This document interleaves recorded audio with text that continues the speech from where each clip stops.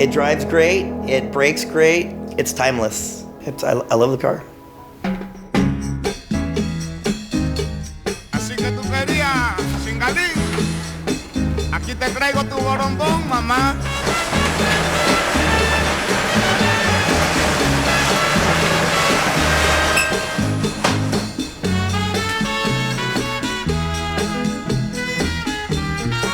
You know, the lines look good. You know, it flows. It's not boxy. It's not, you know, anything too drastic. You know, so for me, you know, once I saw it, it was just a little bit of everything that I liked on it. When I was younger, I had a cousin. He was really into cars, really cool.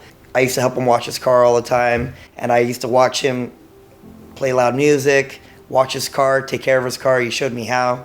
So I kind of have to say that it was kind of him that really got me into cars. My first car was a 2003 Monte Carlo. I got that shortly after I graduated high school, you know, saved up every penny I could. My cousin of mine also had a mini truck. So growing up, you know, he'd always, you know, play with his truck and get wheels or change the sound system. You know, shortly after that, I wanted something I can kind of work with, but it wasn't initially the plan. It just kind of fell in that way. Car enthusiast to me is somebody who loves cars and who wants to basically make the car personal to them. Sometimes that's just buying the car and putting wheels on it, just changing the interior a little bit, you know, whatever. But a car enthusiast to me is somebody who makes the car personal to themselves. I modify cars, you know, I enjoy it. It's for me, it's the love of cars. It brings me satisfaction when I go ahead and do something new to my car. A new chrome bolt, you know, it's something more, stands out. I just enjoy it, you know, it relaxes me. It's my way of kind of getting away from any drama, any BS, you know, and you know, it's something to enjoy. I modify cars for my personal self. I see a car and I have a vision of how I would really want the car for myself. I don't do it for anybody else. So I take my time and I save my money and I try to do it right the first time. A lot of times I'll come downstairs from my house, I'll go into my garage if I have nothing to do, and I'll just spray detail it, I'll clean it. And I didn't realize it till about a couple years ago, till somebody actually mentioned to me that it's like just therapy for yourself, just part of your hobby. And I kind of I thought about it, and it really is. It's something that makes you feel good.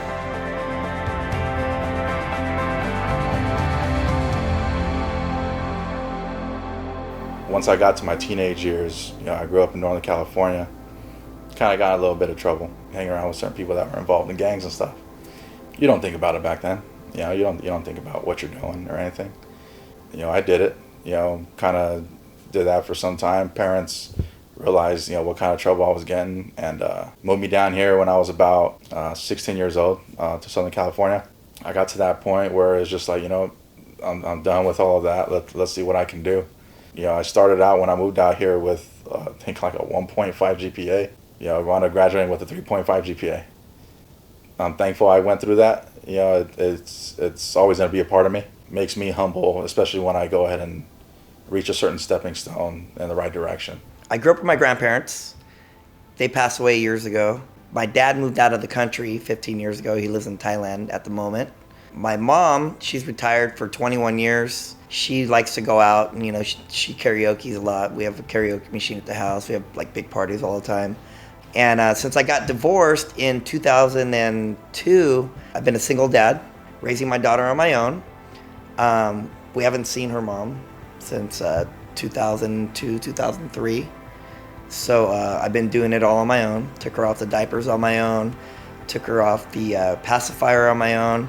They don't really write too many books on it, you know, how to do it perfect, but I try my best, and so far so good. She's a real stellar student. He balances work, his car stuff, and me on one, and I know it's not easy raising a child alone. Like, big families are really nice, but I don't really need one because we kind of have each other. Like, I can't really put how much I love my dad in words because I just love him too much. When my daughter started going to car shows with me, it was really cool because I could share my passion of cars with her, and she could feel the feeling that I've always felt of just loving cars. So she'd go with me, we'd clean the cars together, she'd hang out with me all day, and we would look at cars, we'd walk up and down, and we'd check out all the cool cars. So she got to basically like do something like I always wanted to do with my dad, which I never really did. And I didn't get to see any cool stuff like that because we didn't do that. I wasn't very close to my dad. And it was cool to share what I love with her by going to all the car shows. It was really fun.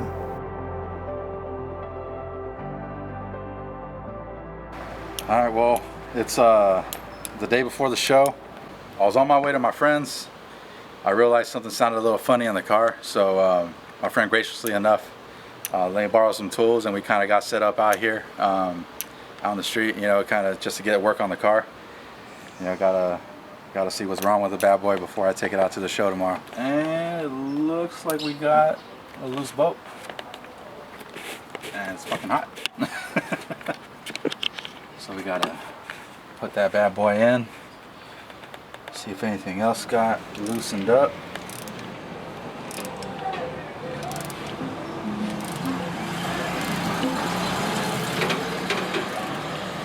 Well, I burned my arm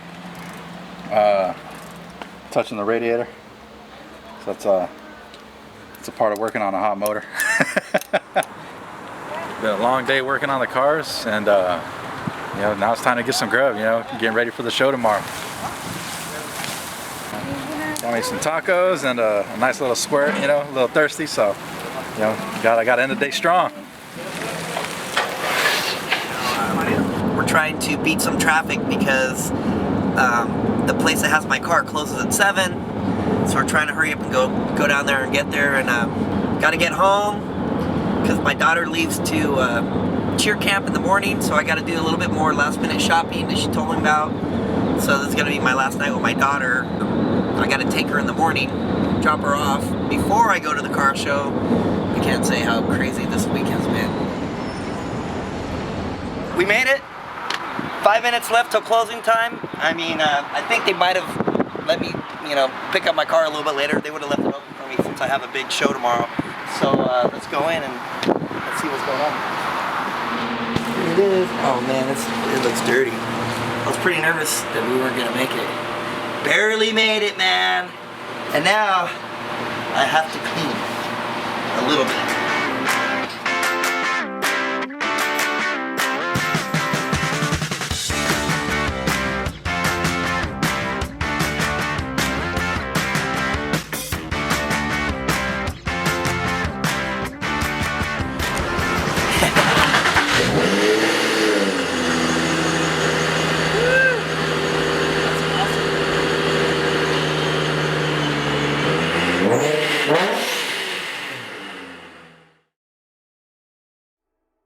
We were all out on the plaza the day that he died. We were hot and exhausted and our lungs worn out, fighting for our rights. The powers that be were breathing down our backs and we cried out, and he heard us. Yeah, There's some good cars out there though, you know, I mean, so, you know, if I win, you know, I mean, I'll be thankful, you know, you gotta be humble about that. If you don't, it's you gotta get ready for the next show, you know, what can you do better, or what can you get done in time for that next show, but we'll see, you know, we'll see what's out there. welcome you to the new America. To the new America.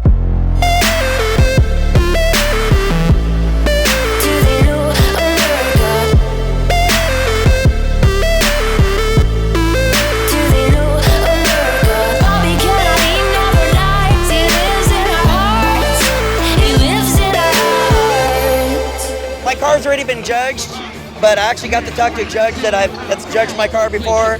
I kind of let him know, you know, since he's seen it last, how much time, how much money, and how many things I've done to it. He gave me a couple pointers of what I need to do.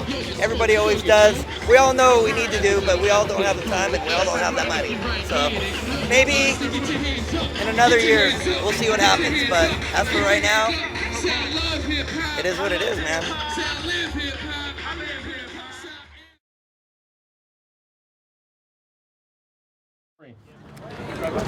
Third place, entry number 368, Victor from Our Rides. 368, third place. Second place, entry number 352, James. 352, second place. And first place in the Infinity category, entry number 823 from Outcast. 823, first place. Third place. In the Zion TC category, Yes, sir. third place, entry number 282, John. 282, third place. Won third place, Infinity class. Pretty stoked about that. You know, competition was kind of tough today, but you know, I came through with something, so I'm glad. 78, third place.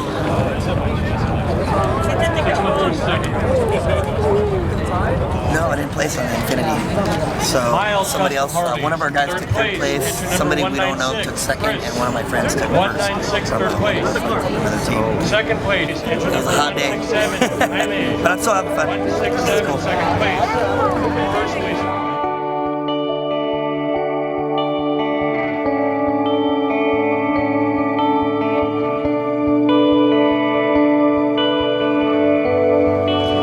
Last but not least, best import in the show goes out to entry number 365, Alfred from Our Rides. 365.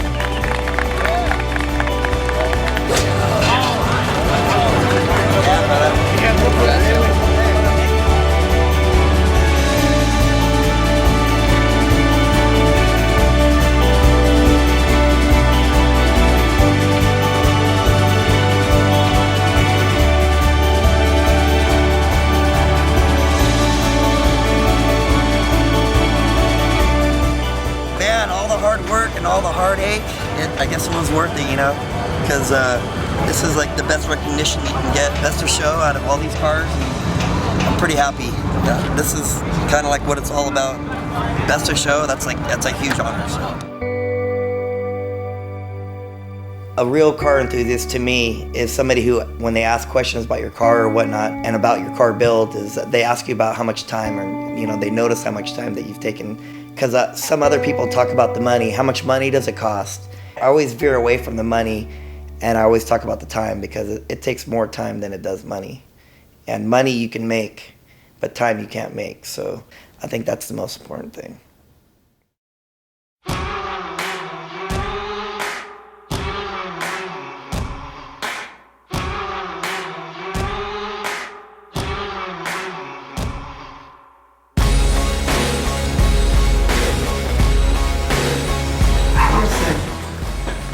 Trophy.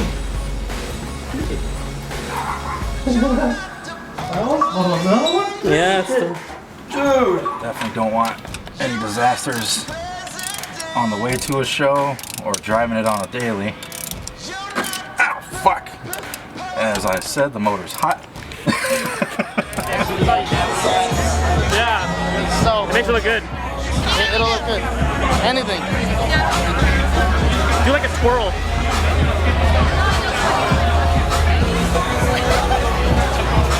You look.